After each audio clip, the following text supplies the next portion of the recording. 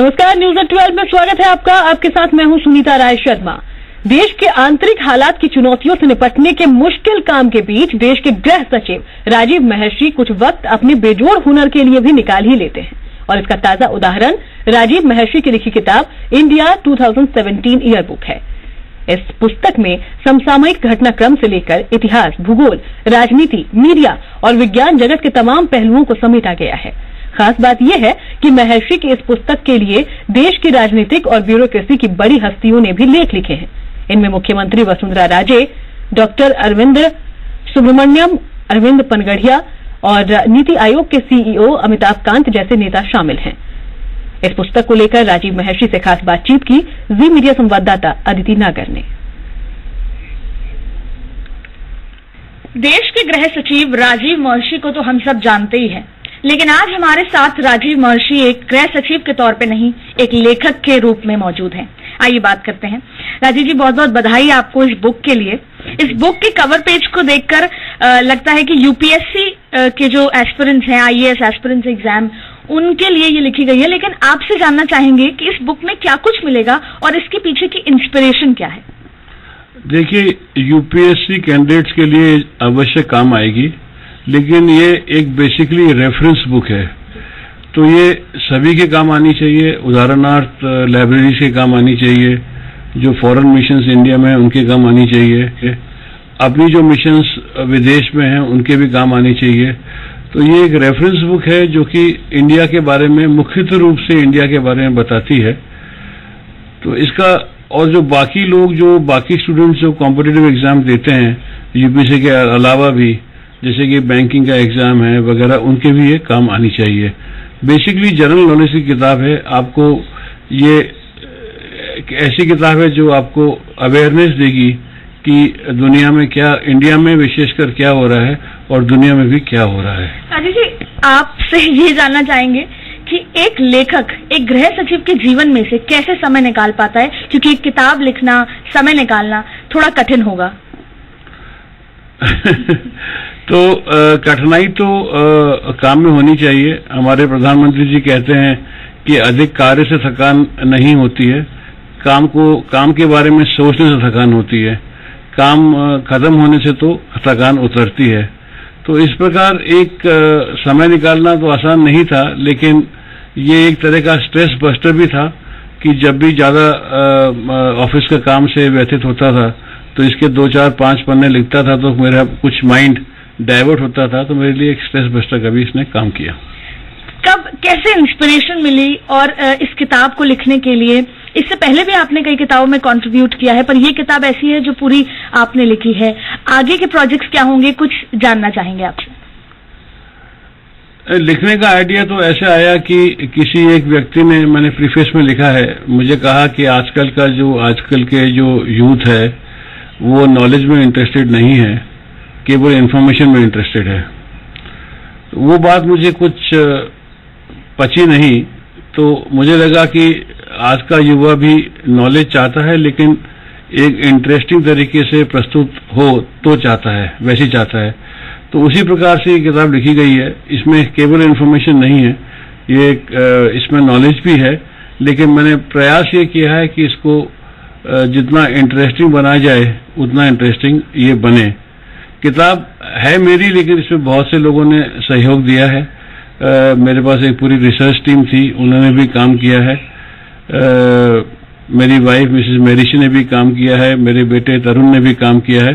तो बहुत लोगों ने इसमें मेरी मदद भी की है, इसकी एडिटिंग में, इसके कलेक्शन में, इसकी रिसर्च में।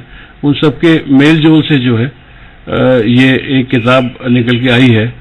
तो इस तरह से मिलजुल के काम करके लिखी गई है। इस किताब में कुछ ऐसे थॉट प्रोवोकिंग आर्टिकल्स भी हैं, लीडर्स ने लिखे हैं, पॉलिटिशियंस ने लिखे हैं, जिसमें एक वसुंधरा राजे सिंधिया जो सीएम है राजस्थान की, उन्होंने भी लिखा है। उसके बारे में जानना चाहेंगे। इसमें कई लीडिंग पर्सनालिटीज ने आर्टिकल्स लिखे हैं।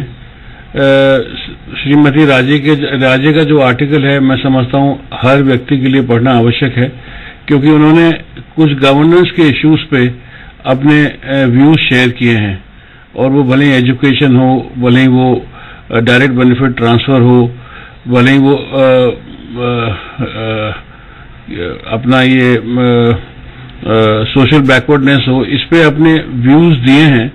तो एक बहुत ही इंटरेस्टिंग आर्टिकल है जिसमें उन्होंने गवर्नेंस के 6-7 इशू लेकर के उन पे अपना मत दिया है, और आप पढ़ेंगे तो मालूम पड़ेगा कि बड़ा इंटरेस्टिंग मत है सीएम राजस्थान का कि किस प्रकार से वो इन समस्याओं को, गवर्नेंस की समस्याओं को और समाज की समस्या को देखती हैं।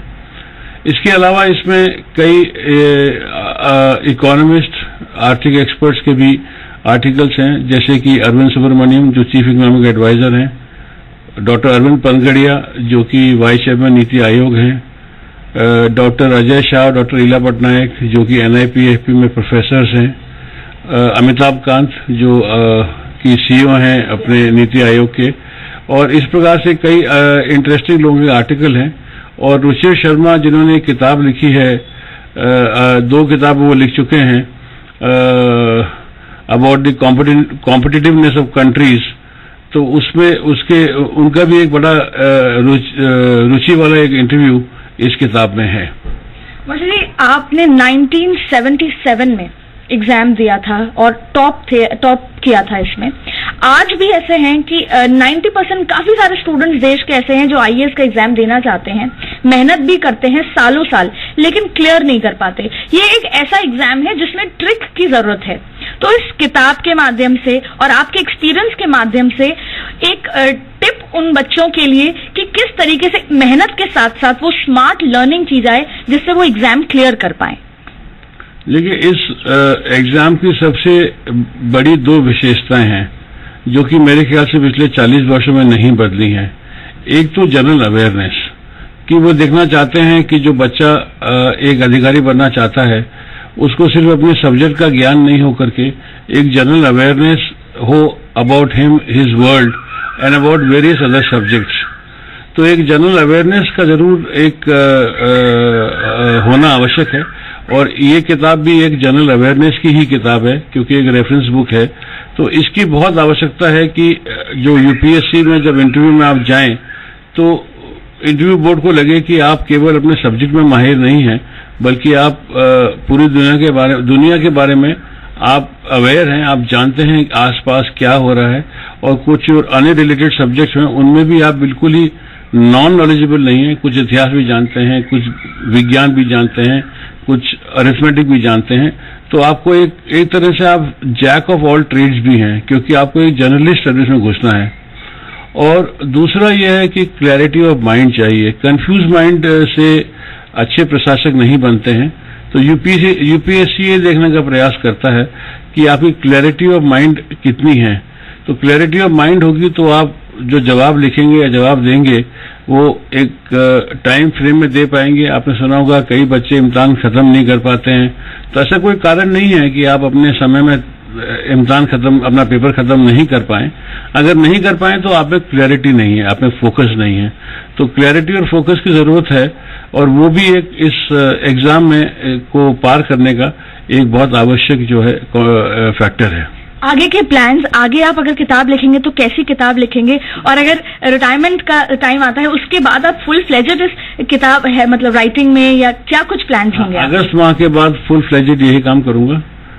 मेरे बाकी अन्य इंटरेस्ट भी हैं, कुछ कुकिंग का भी है, इसका भी है, लेकिन मुख्य रूप से मेरा काम जो है वो किताब लिखने का रहेगा। तो कई टॉपिक माइंड में हैं, अभी जल्दी है उनके बारे में बात करने का, लेकिन मेरे मन में और मेरे दिल में 2-4 ऐसी किताबें हैं जो कि मैं अवश्य सितंबर के बाद लिखना चाहूंगा। एक आखिरी सवाल सर आपसे, जब आप गृह सचिव होते हैं, सुकमा जैसी घटनाएं होती हैं, नक्सलाइट हमले होते हैं देश पर, देश के जवानों को बिहेडेड कर दिया जाता है, उस समय आपके जो अंदर का लेखक है उसकी व्यथा क्या रहती है?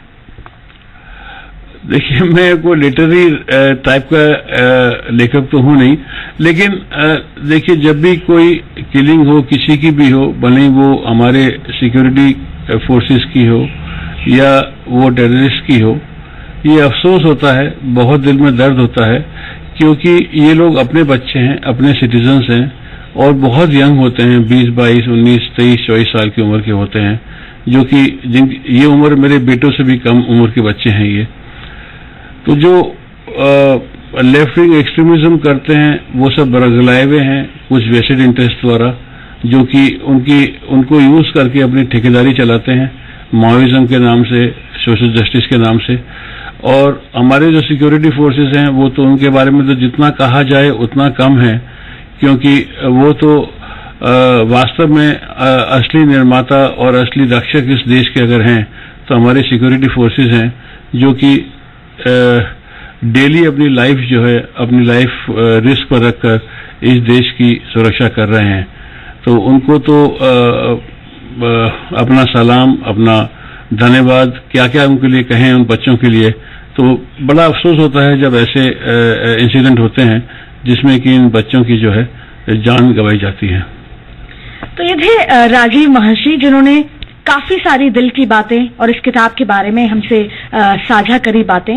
एक जीवन ऐसा भी जो एक तरफ तो देश के गृह सचिव है, दूसरी तरफ लेखक है, एक देश के निर्माण के लिए, दूसरे देश की सुरक्षा के लिए। कैमरा पर्सन अमित के साथ अदिति नागर, जी मीडिया, दिल्ली।